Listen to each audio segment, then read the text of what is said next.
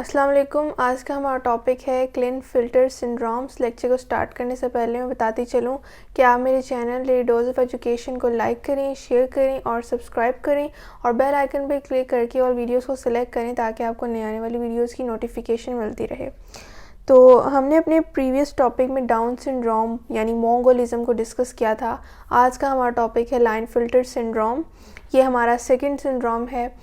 तो ये भी हमारे पास एक जेनेटिक डिसऑर्डर है, लेकिन आपने ये बात याद रखनी है कि ये जेनेटिक डिसऑर्डर हमारे पास इन केस ऑफ मेल हमें सिर्फ नज़र आता है।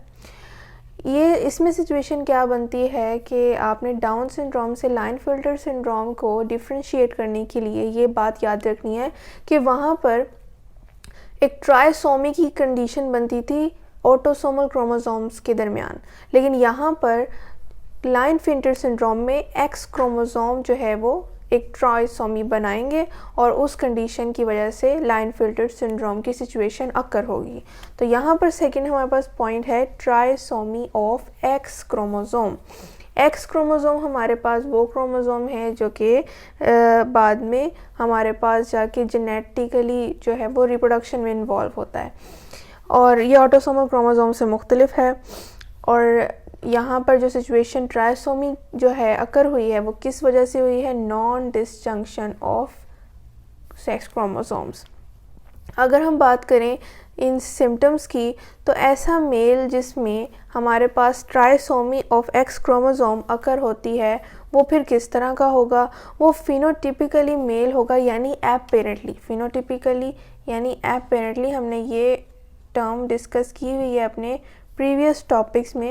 एपेरेंटली वो मेल होगा लेकिन उसमें कुछ फीमेल कैरेक्टरिस्टिक्स भी डेवलप होंगी क्योंकि मेल के अंदर जब एक ट्राइसोमी बन गई, क्योंकि एक नॉर्मल मेल जो होता है उसका कॉम्बिनेशन होता है एक्स और वाई क्रोमोसोम का, लेकिन जब एक ट्राइसोमी की सिचुएशन क्रिएट हो गई, वो हम अभी डायग्रामेटिकली डिस्कस करेंगे, तो उस केस में एक एक्स्ट्रा क्रोमोसोम एक्स आ गया है और एक्स क्रोमोसोम हमेशा फीमेल की कैरेक्टरिस्टिक्स के लिए रिस्पॉन्सिबल होता है।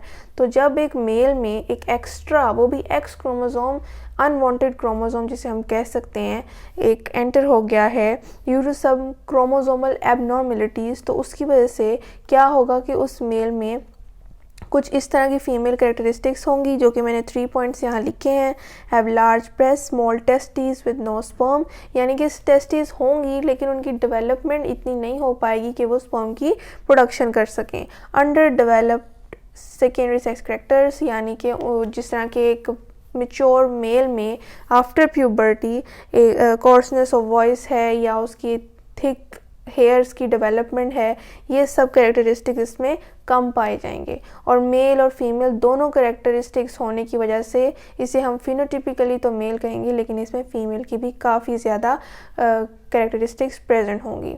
अगर हम डायग्रामेटिकली इस चीज़ को मज़ीद समझें तो हमारे पास जब एक नॉर्मल मेल की हम बात करें तो नॉर्मल मेल की पहले हम अगर बात कर लें तो जब फादर और मदर का आपस में जब फ्यूजन होती है तो 22 ऑटोसोम्स जो हैं ये मदर की तरफ से और एक एक्स क्रोमोसोम मदर की तरफ से जो है वो एक कंट्रीब्यूट होता है। दूसरी तरफ अगर मेल की बात करें वहाँ से भी 22 ऑटोसोम जो हैं वो ऑटोसोमल क्रोमोसोम्स जो हैं ये कंट्रीब्यूट करते हैं और 7 वाई क्रोमोसोम।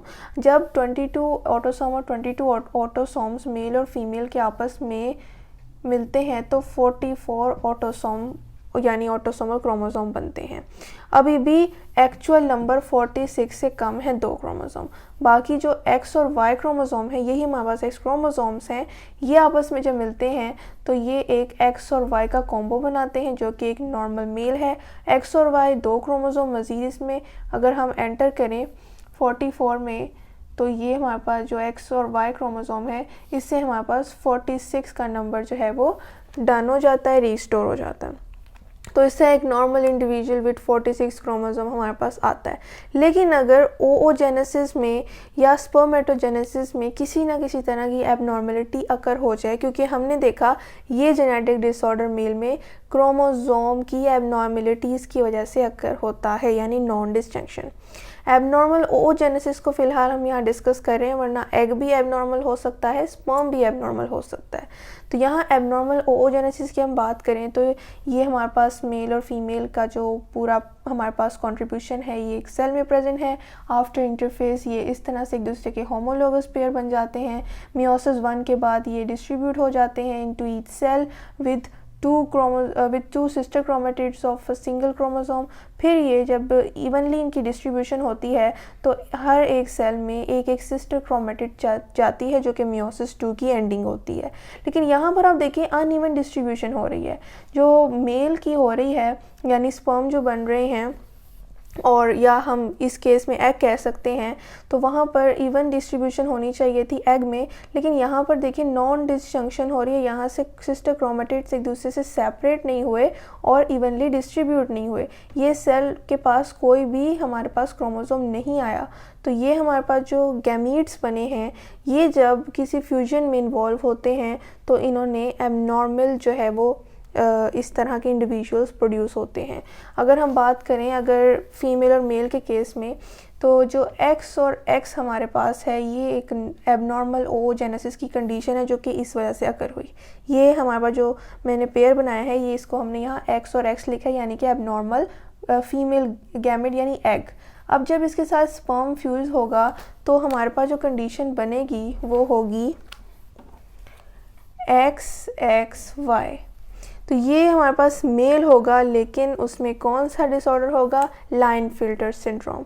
क्योंकि XY तो नॉर्मल है, ये एक एक्स्ट्रा एक्स आ गया है, ये वाला से हाईलाइट कर दूं, यही वो ट्राइसोमी वाली कंडीशन बना रहा है। 1, 2 और 3 क्रोमोसोम का आपस में जो है वो मिलना, ये ट्राइसोमी है ऑफ एक्स क्रोमोसोम।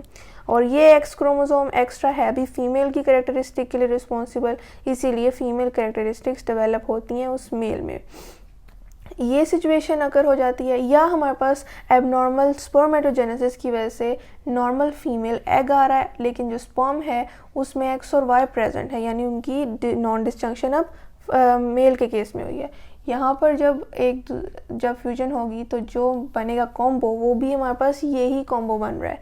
यहाँ पर एक्स्ट्रा एक्स क्रोमोसोम आने की वजह से इसमें हम +1 कर देंगे और ये 47 क्रोमोसोम का जो है एक इंडिविजुअल बन जाएगा।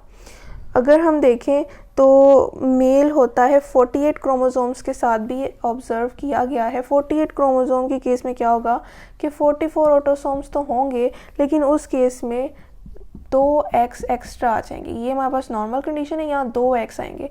जितने नंबर ऑफ़ एक्स बढ़ते जाएंगे उसी तरह नंबर ऑफ़ क्रोमोसोम भी बढ़ते जाएंगे। जैसे कि अगर हम बात करें 49 क्रोमोसोम की, तो 44 ऑटोसोम तो अपने जो हैं वो सेम रहेंगे, यहाँ पर एक और एक्स का इजाफा हो जाएगा, यानी कि ये 3 एक्स हमारे पास एक्स्ट्रा हैं। तो इस तरह के भी मेल ऑब्जर्व किए गए हैं, यानी जो 48 और 47 और 49 क्रोमोसोम्स के साथ भी प्रेजेंट होते हैं।